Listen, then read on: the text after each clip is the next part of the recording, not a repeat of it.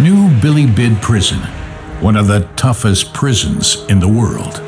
A 6-meter high double fence made of barbed wire surrounds the prison.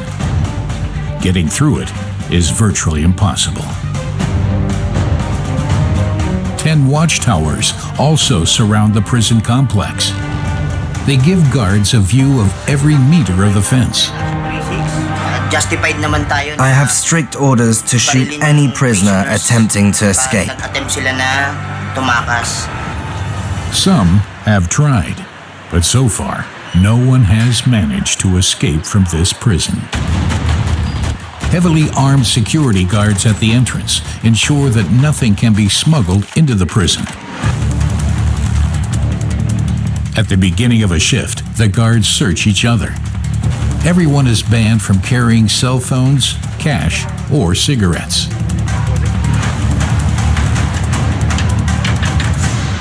Despite all the checks, as in any prison, inmates still find ways to smuggle in forbidden items.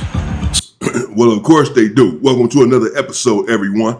And here we are in the Philippines, and as we can see, this is a horror prison. And an American athlete is stuck here in this prison right here, going through hell. He's stuck in the hole because they won't let him out of the hole for his own safety.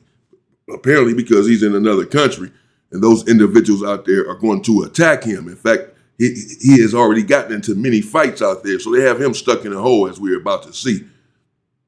And they're going through hell here. As we can see, they're searching the guards. The guards are searching guards as they come in. They can't have anything on their person. They're trying to keep everything out of this prison and to make it real strict and miserable for these individuals there. But as the narrator alluded to, they still find ways to get stuff in this prison, as they do in any situation and in any prison. But this looks like very tough living right here. They're not getting much in this place. So cell raids take place daily. Okay, may galugat tayo doon sa... Today we're searching Wing 4A. Ano yung gagawin nyo? Yung secure nyo yung mga... Your job is to secure the building and make sure no one can attack us. Mga tao na nakapaligid sa butas. Guard the doors so no one can enter or leave the Yung cells. pinto para walang makapasok labas. Understood? Okay, let's go. Prison management determines when and where a raid will take place. Even the guards don't know beforehand which wing they will be searching. Inmates won't get any opportunity to quickly stash things away.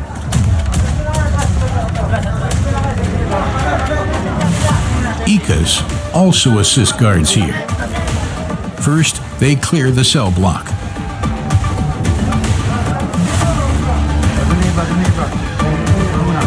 Every inmate is thoroughly searched. No one can sneak out drugs or weapons. So you say there are ways to still get the stuff out. They're not even stripping these individuals out. Don't look like they're stripping them out. You know, in the California prisons, they strip you out when they're about to do a search of your cell, oftentimes stark naked, bend over, squat, and cough, all of this stuff. So these individuals can just have stuff in between their cheeks. They don't even have to keister it all of the way. Nevertheless, this is a frightening experience. 50 guards running up to you, running up to your cell. Get out, get out, get out, get out of here. Cuffing you up, slamming you out of the cell, and going in there and messing with all of your personal property, your pictures and all of this stuff. And sometimes they're very disrespectful. And this is the sort of stuff that give you nightmares.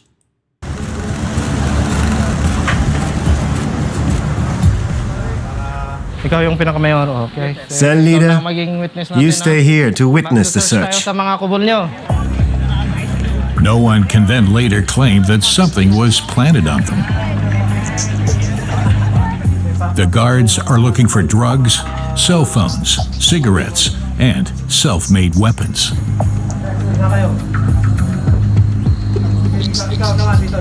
What the damn cells are these? Look at these cells. They searching their cells right now. These are their cells. This is crazy. This is the Philippines, though. You saw them on the outside when he was talking to the guards. Looked like some little establishment almost. Looked like an outside venue people are walking up and down some alleyway going to the stores or something. But, you know, not to say that this is a friendly type prison, and this looks hellish, very dirty, probably rat infested and everything else. And then these individuals there causing this turmoil, searching their cells, frightening them and all of this at all hours of the day. You never know when it's coming. They don't even trust their guards. They won't even let their guards know what cell block they're about to search so that the guards cannot tip off the inmates, apparently. I'm just, look at the cells. So they have no cell doors, no cell bars. Apparently, at least the cell is open at all times, but it's just wood, it's run down. It's not a place you want to live. It's small as hell. We check every inch. The wall. What is this? Here. Here. We search the cupboards and under the beds. And we check for anything inside the pillowcases or in their bedding. They often try to hide stuff in it. The search is thorough.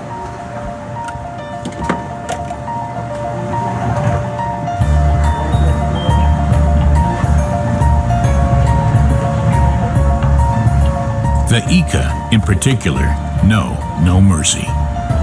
If they miss anything, they could lose their jobs and all their privileges.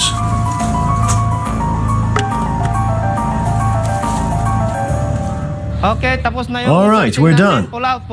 Wala na tayong... We found nothing prohibited, nothing illegal. Very good. This wing is clean, very good.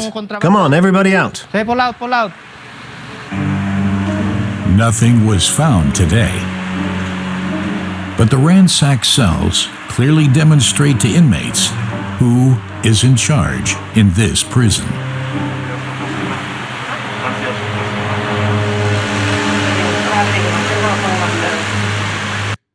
Damn. So that's the tier. This is the tier right here. What we could call a tier or the building, the module, what have you. This is their tier, their module. They got stairs right there, little ladders to go up. You got the top tier and the bottom tier. You go up the ladder to get on the top tier. If you live up there in these little small cells, look like one-man cells, look like it was one mattress inside of there. Don't look too bad on the outside as far as filthy. And I mean, not. I've seen a lot worse in some of these prisons. I see that they have fans there on the outside. I saw a fan on the inside of the cell, even though it looks dark and gloomy inside of the cells. Not a place you want to be. This is where you want to live your life? No way. Whoever violates the prison rules will eventually end up here, in solitary confinement, known as Bartolina. A sparse cell with no bed or television. Damn. Minimum stay, 4 weeks. Kimberly, who is half American, has even been here for half a year, ostensibly for his own protection. He got into fights with several other inmates. It's really hard because you have no visitations. All of your privileges, they will gonna remove it from you. They are all walking around, they are playing basketball. I get jealous because I'm an athlete, supposed to play with them, but the thing is, I'm not allowed. Kimberly has spent the past 6 months watching the others from afar, but at least he is sharing the sparse cell with 2 other inmates at the moment. The first time that I been here, it's really hard for me, especially I'm alone here. That time, I'm getting into crazy. Yeah, I'm talking to myself that time because I'm alone. I've been 6 months here. So that 6 months, maybe it's enough for me to, you know, to go out. It remains. I've been there talking to yourself and all that. I did 38 months in this SHU program. Or talking to myself something. Is this a coincidence though? They got the brother, the black man, stuck there in the hole for 6 months. Well, nothing has changed. This is the world. Not welcome to America. Welcome to the world. Got him started. I don't want to hear what he do. He ain't done nothing. Because he had a couple fights that he talking about for his own protection. ostensibly for his own protection. Yeah, that would be the word, because we don't know for sure that that's what the situation is. But nevertheless, as you can see, he's half American anyway, stuck there in the Philippines, completely black, the only black I've seen so far, guard or inmate. And they got him stuck right here in the hole with no bed, no TV, no nothing else. Now, at least he can look out of those bars, which seem, or wire, gate, whatever, which seems a bit open, where you can look out and see what's going on. And he's been looking out of that for 6 months, and he watches the football or basketball games and what have you. But he can see a lot of people out there. You can see the movement. Because I've seen cells where, it's particularly in these other countries, where they're extremely small. They have no windows. You can't look out. The water is brown or black, or it's extremely filthy in there, etc. I mean, horrific living conditions. This is horrific, absolutely. But it's a big space. There's 3 of them in there. It's a big space, and he can at least look out. I've seen dungeons. I've been in some dungeons, and I've seen some dungeons where you can't even look out of a window, and you're just sitting there inside of that cell by yourself for months or years on end, and you begin to lose your freaking mind. It's uncertain when Kimberly will be allowed back in the regular wing. One thing is for sure, he will do everything he can to never end up here again.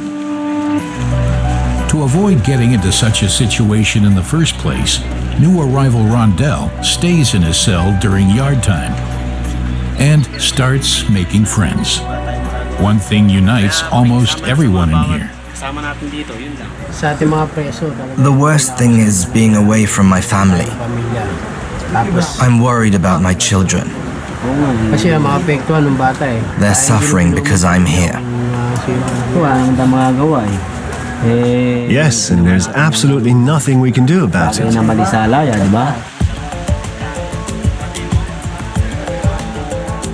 Then it's time for cell chores. As a new arrival, Rondell has to do the most unpleasant and strenuous tasks. We need to get water for the entire cell. They are going to the water filling station on the other side of the yard. We have to line up. Over there. Does it cost anything? No, the water's free. But we have to get water for everyone. From now on, you're going to have to do that every day. Hey. Yeah, because he PCing up anyway, talking about the new arrival. To avoid the trouble, he just stays inside of the cell. It's mandatory yard, bro. You got to come out. What you mean? Stay inside of the cell to avoid trouble. And the hardest thing is his kids. Of course, we hear all prisoners saying this, that they miss their family so much. I miss my family so much when I was in there. For those who do not know, I've done over 30 years of incarceration, unfortunately. It was heartbreaking for my family as well. But we have to think about these things when we're out here on the street and we're doing what we're doing. We have to think about the consequences of our actions, speaking for myself as well. Because if not, you're going to have a lot of time to think about it if you go inside of this place for an extensive amount of time. But for any amount of time, it's just not worth it. Yeah, man, you got to go over there and grab that water, bro. You scared to come out to the yard. But look at, you see how the people out there, look at it. It almost looks like the streets, like a bad part of the street, but like you're going somewhere on the street almost, where they come out of, they see all those people right there in the alleyway, and all this, like a little flea market or something. The prison was first opened in 1940 and has never really been modernized since. The few water pipes to the cells are half gone, and the water contaminated with germs. Rondell will now have to carry 100 liters of water from the water station to the cell every day until the next new arrival comes. Fortunately, my friend is helping me carry the water back to the cell.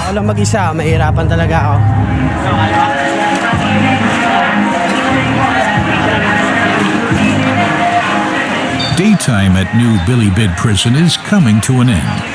This means that prisoners will soon be crammed together again into a very small space. At night, everyone is locked in their cells. For many, this is psychologically very stressful. It's therefore another critical moment for the guards, who are now at least armed with a baton. I lock the cells at 6 o'clock sharp. Inmates with jobs also have to be in their cells by then.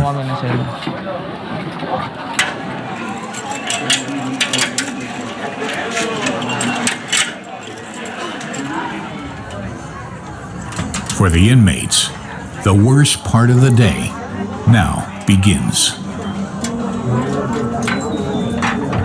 They will spend the next 12 hours in cramped conditions in their cells. It is virtually impossible to move around. No distractions. They're alone with their thoughts, concerns, and fears.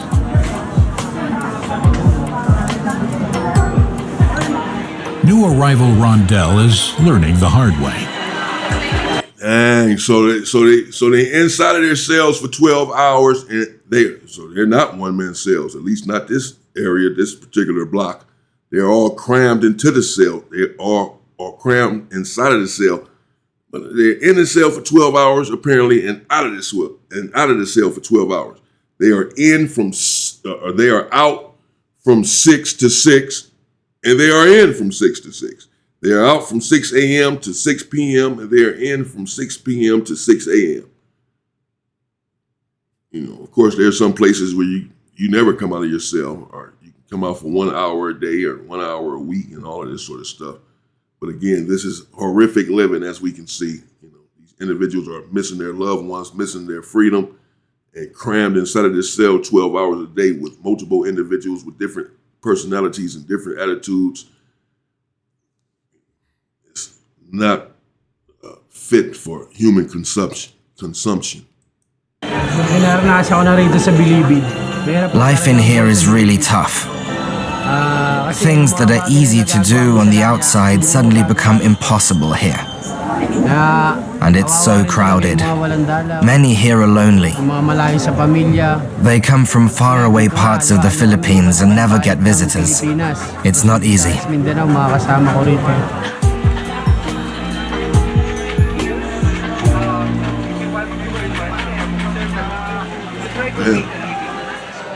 Trader Ronilo has at least a little privacy. He's only been here 3 years, but he still has the luxury of his own cubicle. He worked hard to earn it. I ended up... Only 3 years? Damn. Well, I guess he's saying it that way, saying for him to get to where he's at in only 3 years is a miracle. Apparently, it takes a long time to get your own cubicle. So your own cell. This is his cell? Well, didn't really see the whole thing. He just sort of climbed up there and got on the bed. So I guess maybe this is just his bed. Maybe he has another little part of the cell. I don't know. Maybe this is just it, though. His cubicle, where you got to lie down all day or sit up like that. You can't walk around. That's not much. You see all of his clothes folded up right there. And he does have some hygiene products. He has a good fan right there. The window that he can see out of as he's lying down. And some damn cats. So apparently it is a lot better than what we just saw with all of those other individuals cramped inside of the cell together. Getting this cubicle to myself because I worked for the occupant who lived here before. Among other things, I did his laundry for months. The cubicle measures just a tiny 1.5 square meters, but it provides a space for peace and his personal things.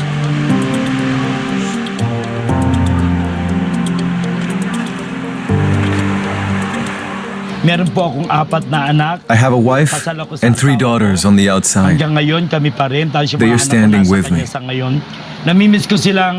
I really miss them, and I pray to God that I can be with them again soon. In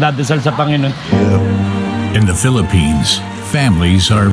You think they standing with you, the wife out there getting bent over for show.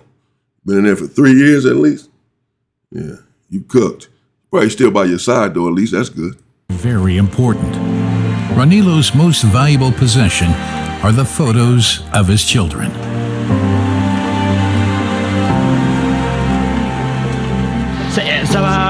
I look at their pictures whenever I'm missing them a whole lot. He also gets comfort from his cats. They're a kind of substitute family. Her name is Christine. This one is Alas. And this one is Sedos.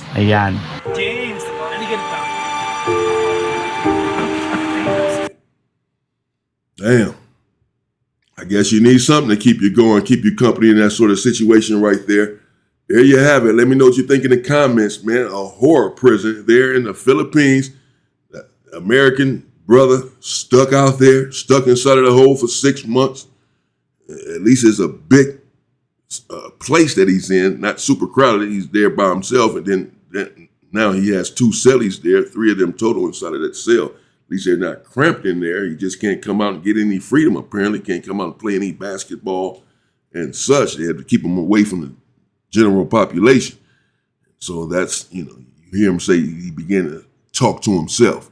That's the sort of thing that will end up happening if one is not careful. Hell, even if you are careful. Not a place that you want to be. Stay out of prison. Prison anywhere. Doesn't matter where. They're all horrible. They are all horrific. Every single last one of them. They're all sickening and horrific, man. Stay away. Stay safe and stay free.